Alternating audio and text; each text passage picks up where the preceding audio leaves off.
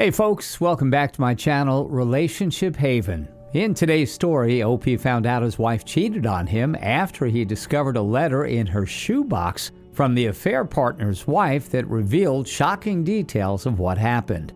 Now OP has confronted his wife and her life will be a wreck. Now, let's get into today's story to find out what happened. I tried posting this earlier as an explanation of what went down when everything first began, as some people have asked how this all started and how I ended up where I am now.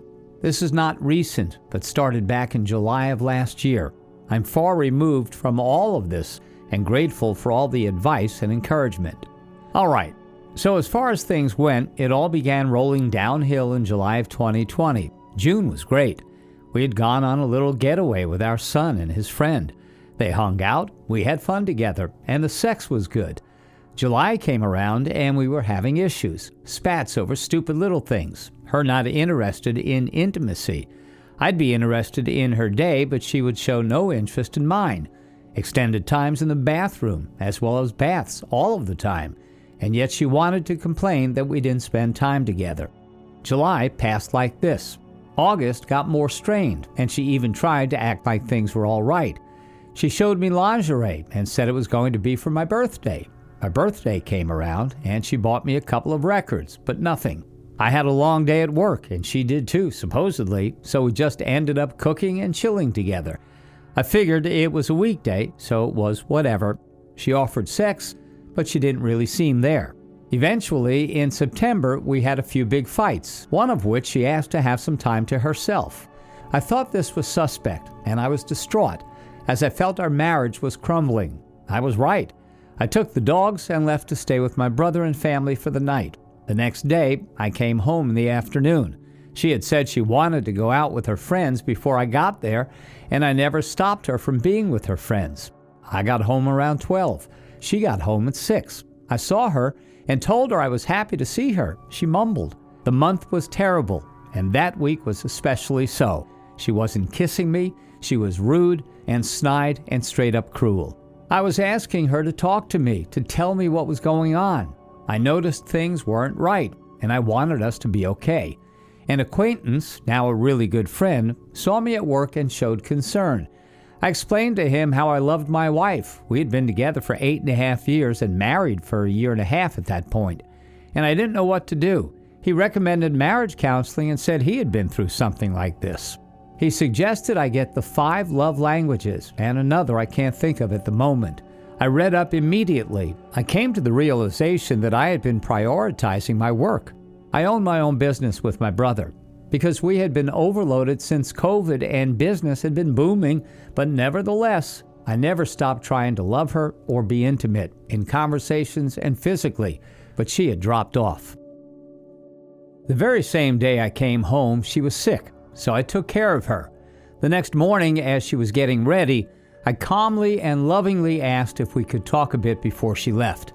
I told her everything I had learned from the book. I read the whole damn thing the night before, and that I had felt that I had been inattentive, that I loved her, and that we should go to marriage counseling and try to fix what we have because we love each other and we have our son. Something I said must have triggered something in her, because she broke down crying and began to repeat that I was going to hate her. Eventually, after telling her to just be honest with me, she admitted that she had cheated on me the past weekend when she said she was going to be with her friends. I was in shock, blown away, but I loved my wife, I loved my marriage, and I loved my son. So like a fool, I told her that it was okay and that I could forgive her, but that she had to completely come clean about all of it.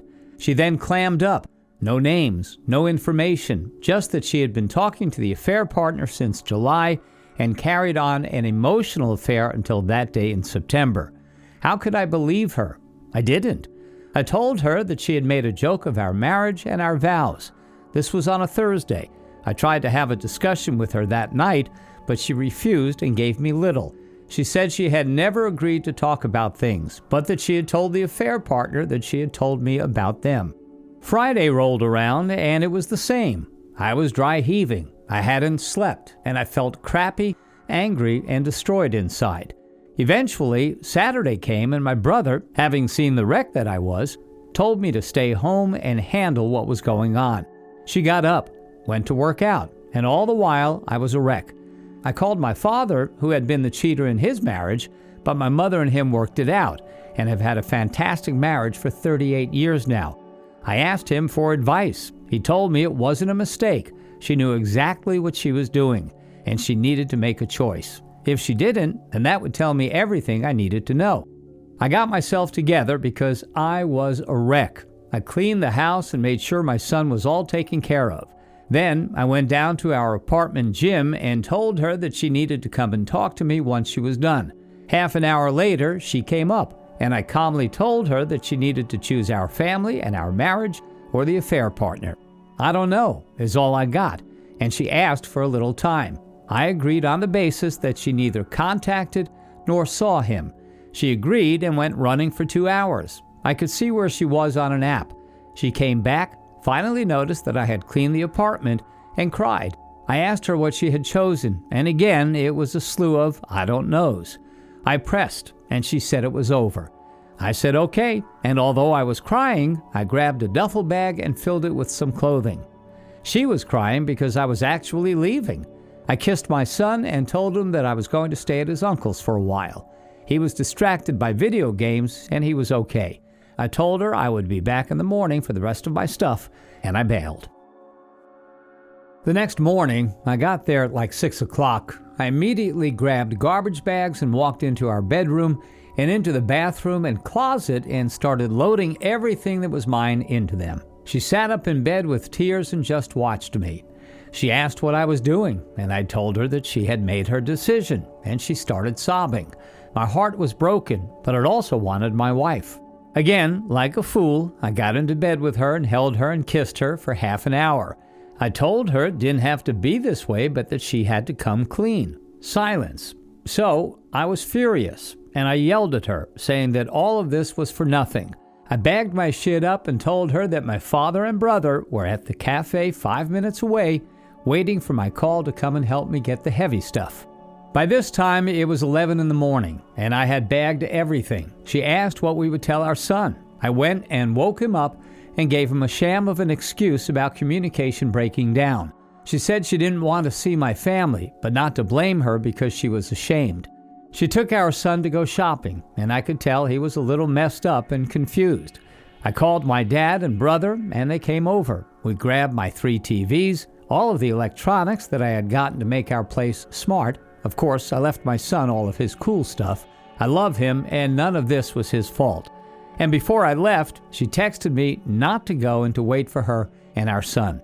I waited. The place looked like it had been robbed. She walked in and she told me not to go and that our son had knocked over a display in anger and said he wished that we could still be a family.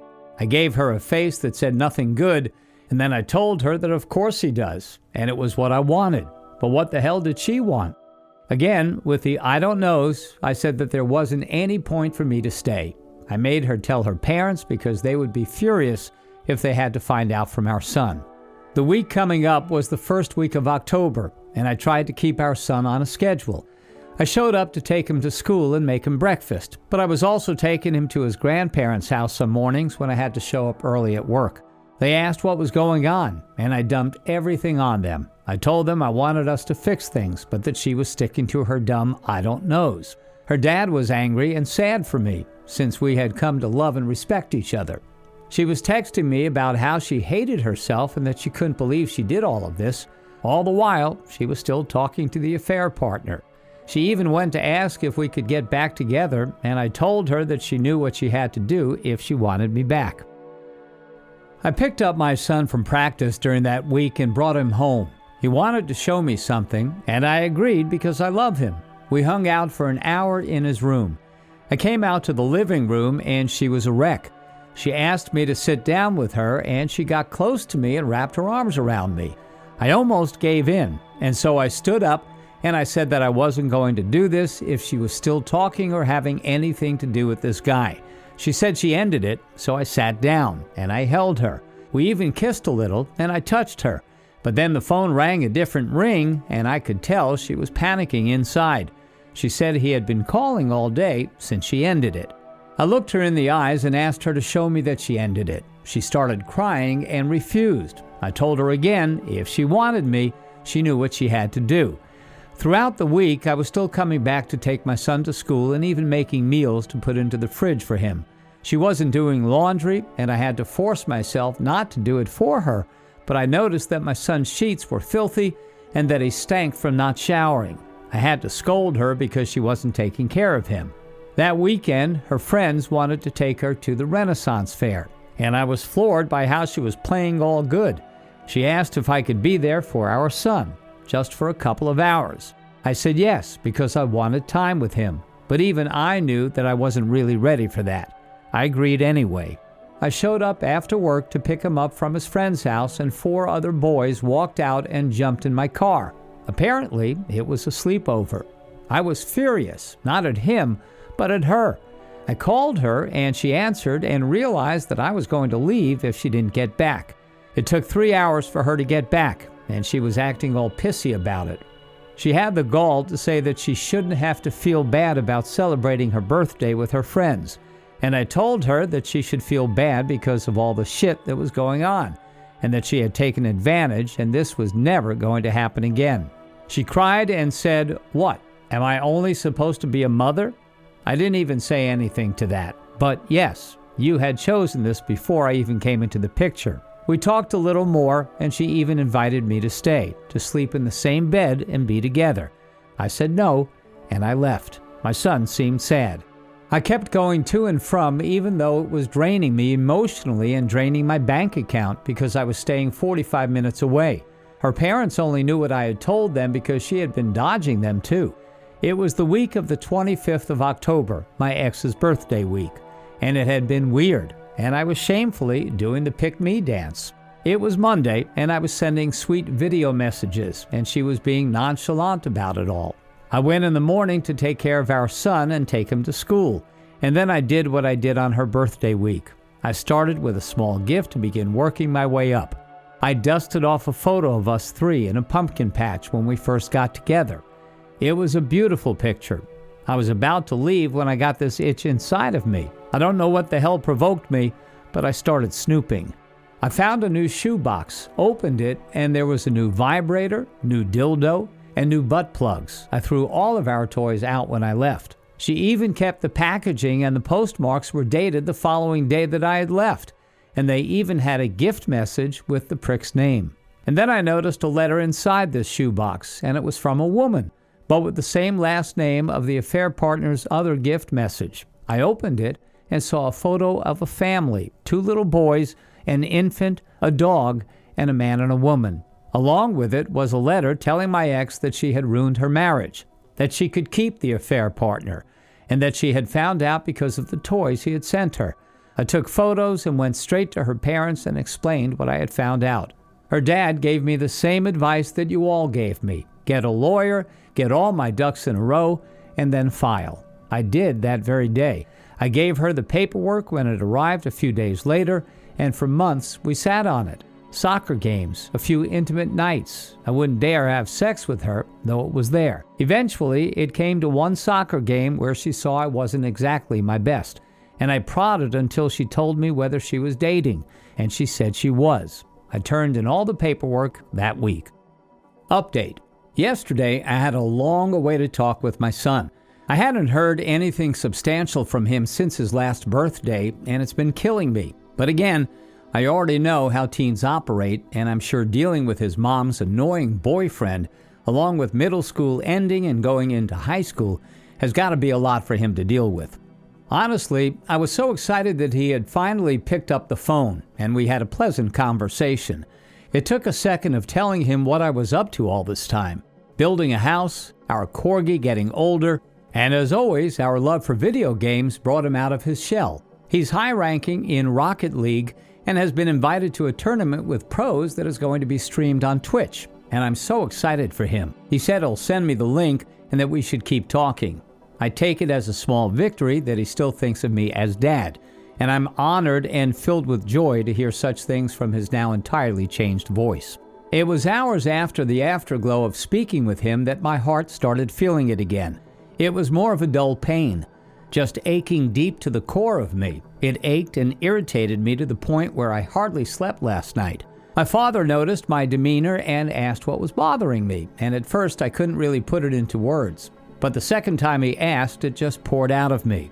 Though I feel sheer happiness that I have my son still there, and I can be a part of his life in whatever fashion he wants, the weight and pain is still there enough to make my mind still want to know why.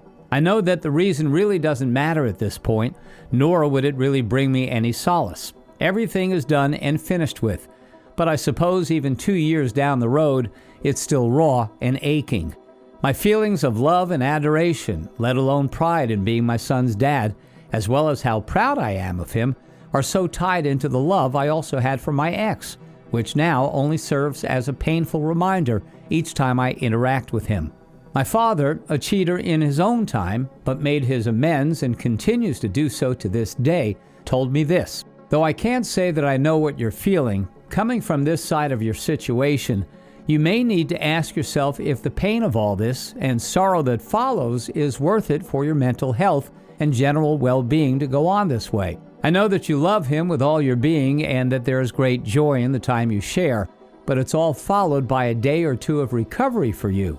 I'm not telling you to quit on him, because if it were me trying to be there for you, I'd never give up.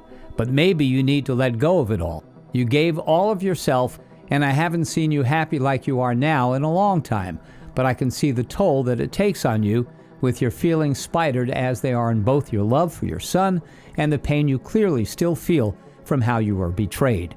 I know that he is operating as a father who is watching his son struggle, and seeing visible pain on my face is the last thing he would ever want. Knowing the lengths of his military training that taught him to be able to distance and look at as many perspectives as possible, I'm taking it as something like him trying to give me sound advice.